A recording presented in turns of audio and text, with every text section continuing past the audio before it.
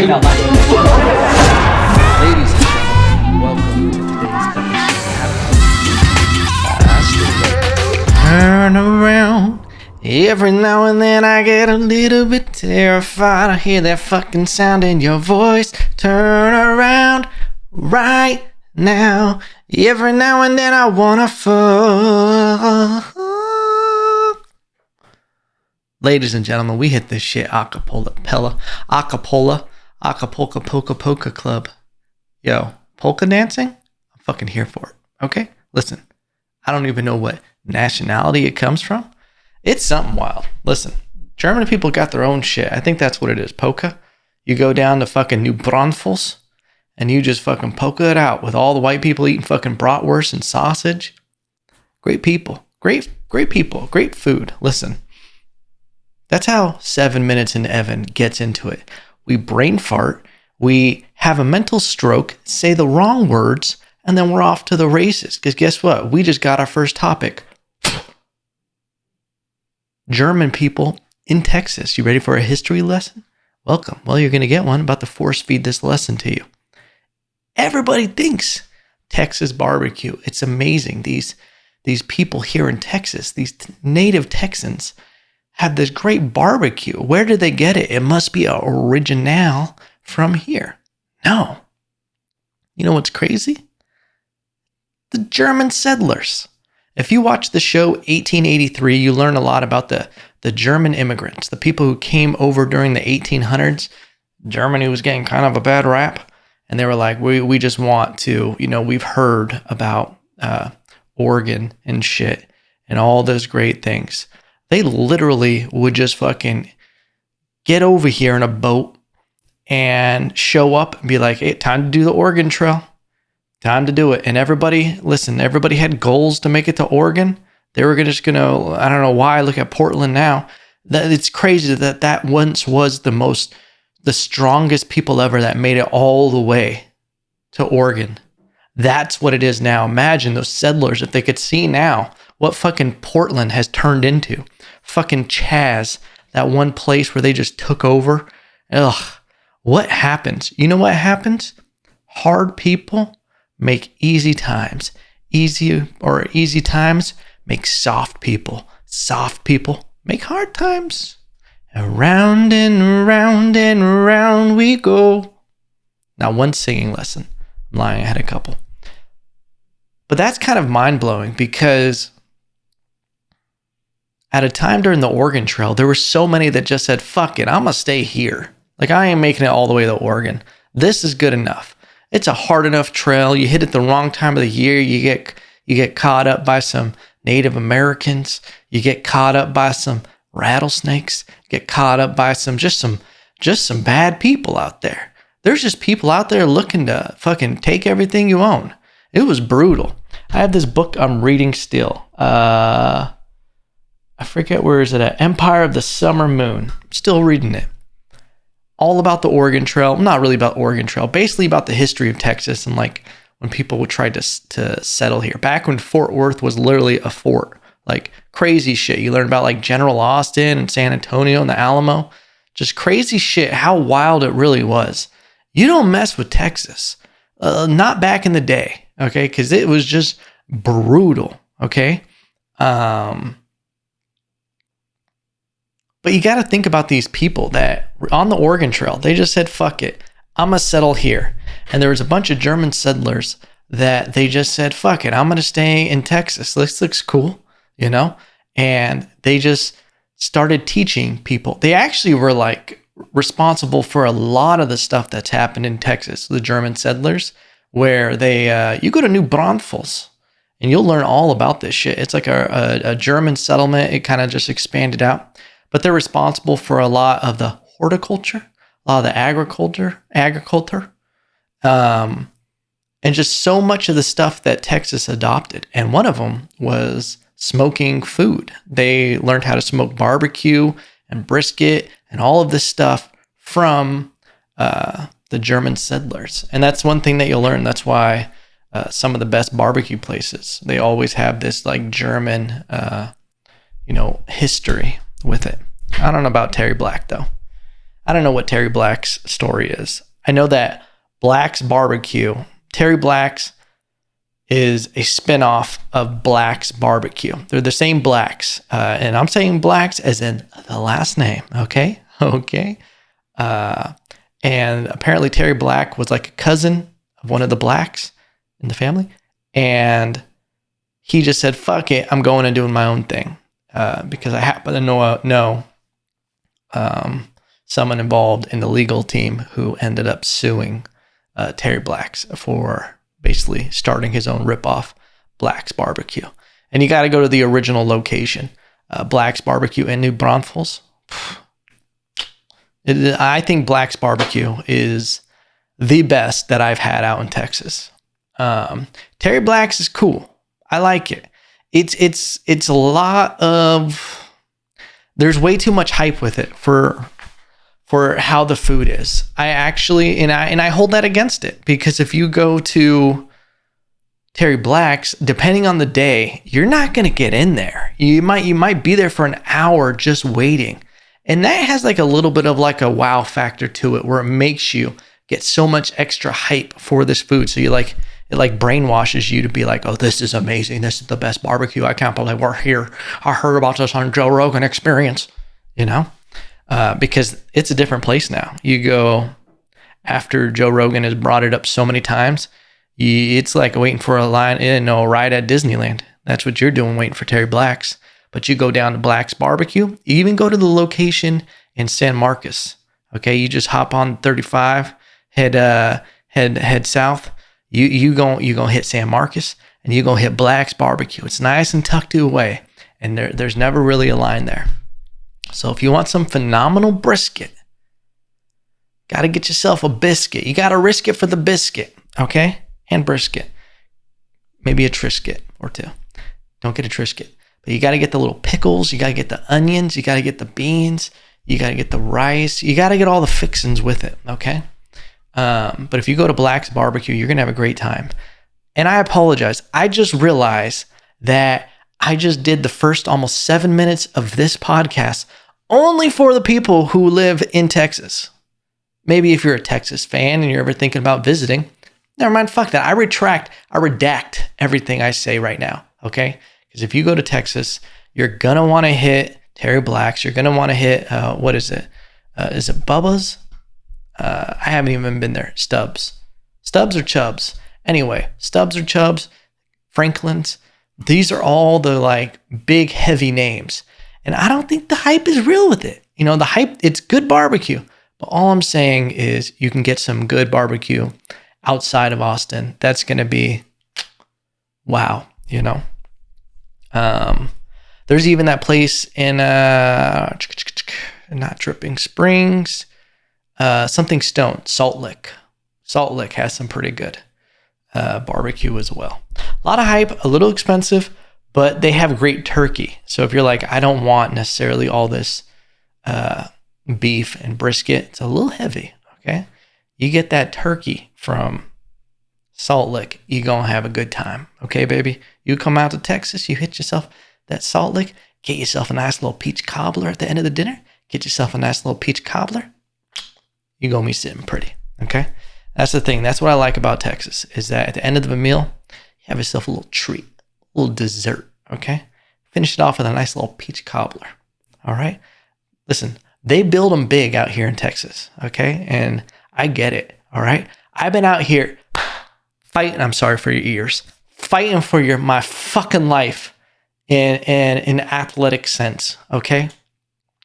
Because I got here and the food is so fucking good that your boy's been on double time. I have to discipline myself to be able to handle the level of food that is out here.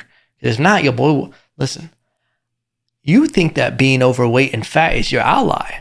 I was born into being fat, okay? It is who I am in my soul, okay? You ever seen like a cartoon where someone gets knocked out and they die and then their spirit leaves their body and it's like a soul of them floating up to heaven? Mine would be just this little fat kid just coming out of me and everybody be confused because they're like, wait, that's who he was hiding, who he was this whole time? I am what I am, okay? Don't make me dive back into what I would do to Krispy Kreme donuts. Oh, a nice glaze. A cream-filled donut. A cream-filled donut. Fuck around and find out. Okay? That's it. I'm going off the fucking wagon. But you just don't feel good after eating donuts. There has never been a time in my life where I ate a donut and I went, hey, I'm a better person for that. Like, I feel good, about life. Donuts are one of those foods where you only feel good while it's happening. You're eating a donut. It's feeling amazing for those first few bites. And then it almost like when you get halfway through a donut, it almost starts getting sad because you're like, it's kind of almost over. Like, there's less of a journey ahead, It's like when you're riding, a ride at Disneyland and you can see the cars in front of you start slowing down and people are getting out, of the ride. It's that moment once you get halfway through a donut. And then that's why people go for another one. Because then you go, oh no, this ride's not almost over. I'm going to start it over again. This is still just part of the beginning, That's how I justify it. That's why I love eating wings, I think, is because I get to repeat that process of starting the first bite over and over and over again. I almost can guarantee you that has something to do with it, is when you get a nice spread of wings and it's like 3 or 4 different flavors, every wing is different, baby. Listen, we don't like to say it, but sometimes you want that really over-seasoned one. And you want to dip it in the blue cheese, and you want to get that piece of the blue cheese that has a little blue cheese chunk in it. Oh, it'll make my willy tingle, ladies and gentlemen. I'm trying to get a wing sponsor over here. That's been the biggest problem with this pandemic, okay? Wing inflation. They're trying to take your boy out. That's why I've been having this pushback against boneless wings, because we're not just going quietly into that long good night, okay? We are going to fight until the undying of the lightness, whatever that fucking quote from Interstellar is. Interstellar, if you've never seen it, most confusing space movie of all time. I watched it 2 times, and even the second time, I had to pause the movie and try to talk to my friend about it, being like, okay, where are we at? What's happening? How is this possible? Like, you have to have like a degree in physics and at least go to NASA for a couple tours just to understand the timelines and shit. That shit has more timelines than fucking Endgame. That's kind of a reach. Anyway, ladies and gentlemen. Anyway, we've gone on too long without talking about something that happened here in the news. Also, it was 420 yesterday. Shout out to everybody who celebrated it. It is hilarious walking around in public. And listen, your boy is a seasoned man. All right, I'm deep into my 30s now, 34. I'm living life, and I'm just here for a good time. All right, I'm here for the roller coaster of experiencing everything that life has to offer. Here's the trick, kids. There's a lot of people, they're holding on to the wall like they don't want to leave the 20s. They want to stay in that. It's nostalgic. You think everything's great. They're holding on to the side of the pool they don't want to try. Like, no, I can't stand. It's just like, let go, baby bird. Move on. Enjoy what the other side of the pool has to offer.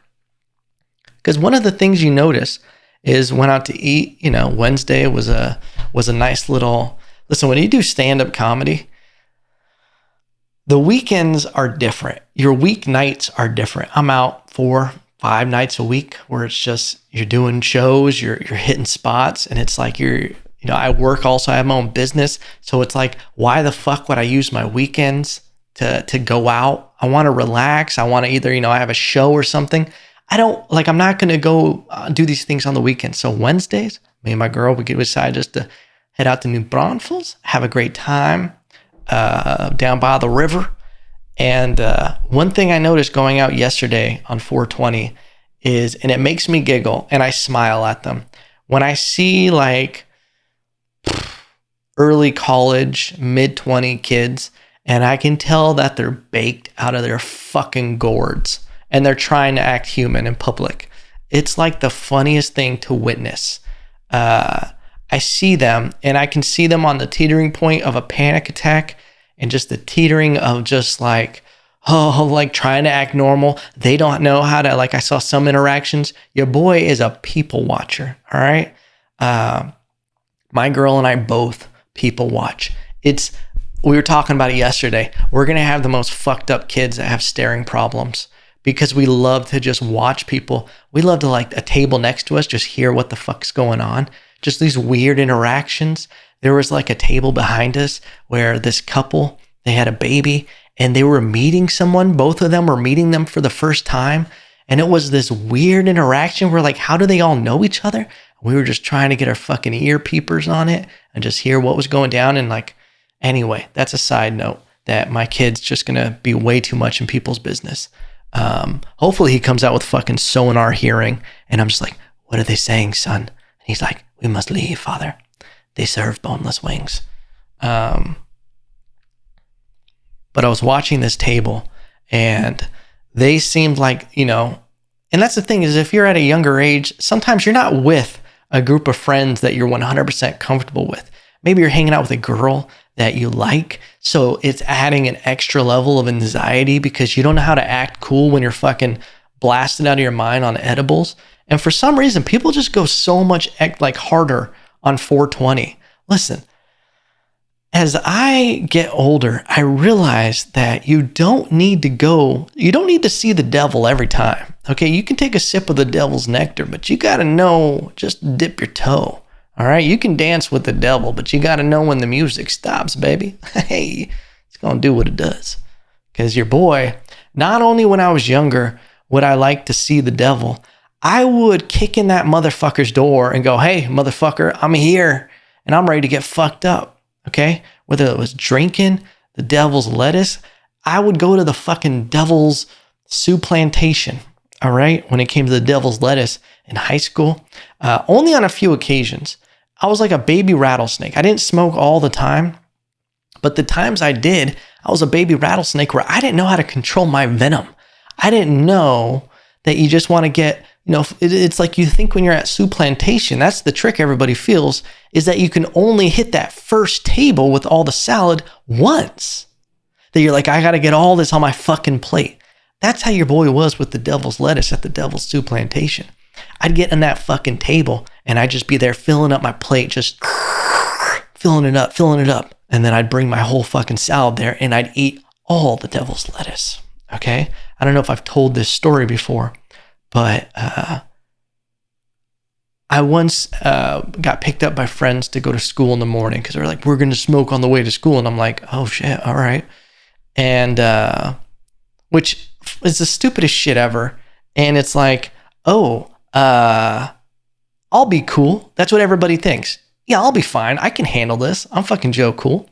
We played this game, which the only point of it is to kick in the devil's door and say, hey, I'm ready to go as dark as I can. You know, where's the third dimension of hell that I'm trying to reach? But it's this game called baseball, where you would take a hit in, you know, you like pass around a joint or a blunt. I was in the ghetto, so it would be a blunt. And you take a hit, you go, hold it, pass it. There was like 3 or 4 people in there. You wait till it comes back to you in rotation. You would breathe out. When you breathe out that smoke, the next hit is it back in, and then you pass it around again. And it's called running the bases. That's why they called it baseball. Genius. And you would do that until it came back to you, until the game was over, until the blunt was gone. And what would result in that is getting out of a truck at school, not being able to act like a human. I remember walking and feeling like, oh, I'm a Lego person. And then not only that, everybody else looks like Lego people. Like everything's having a weird stutter to it. My hands are just going like this, like Lego people. I'm like, I don't know how to interact.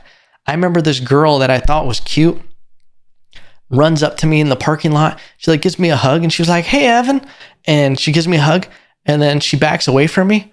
And I couldn't even talk. I just looked at her and I was just like, and like, I remember she said something. It was like, It's your fem. Yep. And I remember just being like, I don't know. And I think at that moment, I was so messed up that she probably was like, oh, wow, Evan's on heroin right now. And it was almost like this look of disappointment. Because I say this story, but I wasn't like a huge stoner in high school. I waited till Puerto Rico to do that. But it was nerve wracking. Like, listen, it's good to go through that. Like, just to have that experience under my belt, because I feel like it's important for everybody at some point just to experience a level of anxiety of being out of control, because we like to feel like we're in control. We like comfort, we seek it, but I think there's so much to just being able to let go and just being like, I'm not really in charge of this, and it is what it is, and I'm just going to try to make the best of it. Like, it doesn't happen necessarily as much, but when I first started comedy, I remember going up before I was about to go on stage, or if I was like two people before I was, and I would get nervous, and I still get nervous. But I would be like, oh, I want to get out of this. I want to leave. Like, this doesn't feel good. Oh my God, why am I doing this? This is so stupid. Why don't I just make TikToks for a living? And like all this stuff. And it would just be so uncomfortable for me. And then I had to just go, like, I literally would just retrain my brain and would just be like, no, I'm about to do something that's completely out of my comfort zone. And whether it goes good or bad, I'm going to grow from it, from this experience of having to experience it. And that's the way I literally would like trick my brain. And then I turned the anxiety into excitement of like a competition, in a sense. Like, not that I was like, I don't compete with other comedians. The last thing I want to see on a show that I'm on is someone bombing or not doing good. I want to see everybody do better than me. It's just going to make me be better. Like, it's always weird when you see comedians who have opening acts that are just dog shit and then they come do good. There's a few of those that I've seen. Not necessarily out here, but yeah, I don't know why I brought that up. Because it's not a competition. Everybody's trying to be funny. I say it's a competition in the sense of I'm about to perform. It's a performance. I'm competing with myself to try to have the best possible version of my performance that I can have. Because that's one thing that, like, when I say I bomb or I do terrible, it's never necessarily about, if it wasn't a good crowd or if it wasn't, if I got some laughs. The only time that I care that I bomb is if I let myself get affected by it. If I'm letting myself have a lesser performance because of things in the room or things that I should be able to control my own reactions to, if that makes sense. Anyway, not time for a comedy class. Happy 421, everyone. Okay? That's the point I'm making, is do things that make you uncomfortable. And I think marijuana was one of those things that I experienced. It was way too much, in high school playing that baseball. It was the worst. And it reminded me of that yesterday, of seeing kids, I call them kids, but like college age kids, thinking that no one else knows how fucked up they are, and them trying to seem normal, but they're dealing with their own anxiety. See, like the twitches and like the weird eye contact and shit. I remember my senior year in high school. I don't know if it was that same time I played baseball, but I got high. I went, and in my class, the first class of the day is switchboard, where I would work in the front office. And I remember thinking, nah, I look cool. Like, you try to tell yourself, no, you're being paranoid that everybody knows, no one's going to know, you're going to be fine, blah, blah, blah. And I remember I brought an entire bag of Ritz crackers, like the entire thing. I was just like, this will be good. And I'm just eating them one after the other. And the crazy thing about when you work switchboard, which is like the front administration office, is security comes and goes through there. And they would hang out sometimes, talk to the administrative person that worked there. And I remember this lady, I'm like sitting there. I'm literally, because I'm like a fucking zombie, I'm eating Ritz after Ritz like a machine, just going like a wood chipper, just and I'm trying not to look at her because I'm like, I don't want to look at her because she'll know I'm high, so I'm just gonna act like I'm eating my food, not knowing that I'm looking like a monster wood chipper eating this thing. And she goes, "Wow, really like those crackers." And I go, "They're good." And I also have cotton mouth. And you're eating Ritz crackers. The worst combination you could ever eat. I should have been eating fucking slugs, That would have been a better meal choice. And then I look down also because I've become self-aware that, people can see me. And there's Ritz crackers everywhere on the table that I'm like sitting at. Everywhere. There's a ripped open bag from when I like ripped it. There's like Ritz went everywhere, and I just was so like in the zone, I didn't even realize it was happening. And that was like 10 minutes in to the morning of being, in that class. It was like you're an assistant for that period of class. I don't know why this was a real class, but senior year, they just give you bullshit. They're like, yeah, do whatever. You can just leave school at fourth period. It was crazy. I was like, well, I got all this free time now that I'm a senior, might as well start a family, But I remember the other girl that worked switchboard with me, she walks in and just goes, she does a double look at me. She just goes, and then looks at me and she goes, "Evan, you're so fucking high." And I literally just the worst panic goes through me. And I'm like, oh shit, I look as terrible as I feel. And what's great though, is the security never said anything. There's like, whatever, why am I gonna, this kid's harmless. He's just eating his Ritz crackers. So shout out to that security officer, wherever you are. Probably was a drug dealer. Anyway, ladies and gentlemen, we got to talk about this to end the podcast. All right. We went so far into what we were just doing. But this was breaking news today. Mike Tyson beats the shit out of a airplane passenger asking for his autograph. This really happened on a Delta flight, I believe. JetBlue, actually. It doesn't fucking matter what airline, as long as it wasn't Spirit. But I watched the video. Mike Tyson, former heavyweight champion of the world, maybe a light heavyweight. I don't know if he fought it. Yeah, he fought a heavyweight. Anyway, it's fucking Mike Tyson. Where do people think it's okay to get drunk and fuck with these people? People in general, like, there's nothing worse for me. And this is why I don't like getting drunk in bars. I don't like going to clubs. I don't like doing this kind of shit because it's so weird that they think, I've even had guys do it where they try to put their arm around you and be all buddy and like kind of try to like manhandle you. And it's just like those weird, like playful slaps in the face. I'm like, dude, you're fucking poking a chihuahua right now. You don't realize it because you think I'm like harmless, but it's like the chihuahuas are always the dangerous ones. They always got something to prove. And they're just like, you think this is okay. But this situation that happened with Mike Tyson should show you that these people don't give a shit. Like, why did this person, you have to go watch the video. He thought it was okay to just keep fucking with Mike Tyson when Mike Tyson kept saying, "Leave me alone."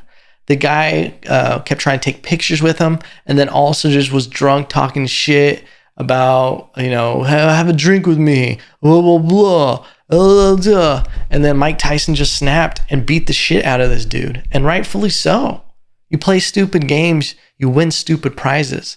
And then this idiot is going to have the audacity to be like, "I was just asking him for an autograph. Look what he did." And then literally turns into a puppy when he was just being like this obnoxious dude. And his friend is recording the whole thing. It would have been better if he just showed the beat up pointing to his head shit. Because then it's like there's a lawsuit. But I feel like with this, Mike Tyson can't be held accountable for that. Dude, if someone invades your your personal space and is harassing you and they won't leave you alone, there should be repercussions. Did Mike Tyson take it into his own hands? Yeah, but it's fucking Mike Tyson. And it's like, there's a reality with some people that you just don't fuck with. Mike Tyson's not a TikToker. Mike Tyson's not out here looking for clout. Like, this dude, I don't know if people don't realize how legendary Mike Tyson really is. In the sense of being a philosopher of our culture. Like, he's legitly a historian in the sense of like human experience. Just the studying he's done of men who conquered themselves. And I'm talking back to like Alexander the Great and different eras. He's been like a student of the game of so much stuff. And a lot of his Customato, his first trainer that really like created this machine, this monster that people couldn't turn off for a while.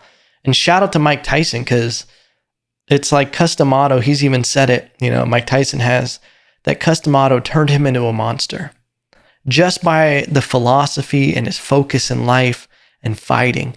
But Customato died before he could teach him how to turn it off. And shout out to Mike Tyson, because he took responsibility of his life and learned how to control that monster. He became like this spiritual dude, started just eating mushrooms by the handful, marijuana all the time, just to learn how to deal with his own ego, the meaning with life, and just became such a spiritual dude. Literally one of the coolest people that we have in our culture, our society. Another fellow earthling, But this shit with him getting harassed on a plane, I just can't even imagine. Like, this person needed that, It's like we've hit such a weird place in our world where people think online is reality, where they're not responsible, or there are no repercussions for actions. This is like a new thing. And there's been an adjustment period where it's like, oh, what people say on the internet shouldn't bug you. Like, even with me, if I put out content or something, video, stand-up, whatever it is, and people don't like it, and they want to talk shit, it doesn't really bug me at all anymore. Like, I'm sure some things will, but it's like, I don't really care. Like, I have things like people will say things, I'm just like, these are just people talking on the internet. Now, if they came up to me and they started like telling me certain things, it might have a different effect because it's reality. But the truth is that I think there's a lot of people that don't realize the difference between online and reality. And I think that person who got the shit beat out of him by Mike Tyson hasn't had to deal with the reality of what he does online. That's the only way I can think that this happened, is going too much in your life where people haven't checked you. And it's almost a weird thing because your parents should have done that. Your parents should have done that. Your friends, the people around you, life. But it's like, it shouldn't be left to Mike Tyson to teach you that lesson. And it's a valuable lesson. This person is probably going to rethink harassing someone like that. I just hope Mike Tyson doesn't have any repercussions for that. Shout out to Mikey T. Okay? But ladies and gentlemen, thank you for listening to this episode. Okay? Don't forget to like, comment, subscribe, whatever you cool cats and kittens do. If you're on iTunes, leave a review. Helps the podcast. We appreciate.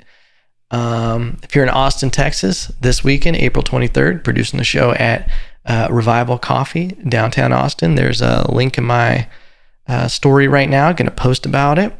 We have some very talented comedians for you. Some of the best comedians in Austin, in my opinion. Okay? And it's going to be a great show. So feel free to come on out. Go ahead and come up to your boy. Let's have a chat. All right? And everybody else, remember, no matter what, I still love you.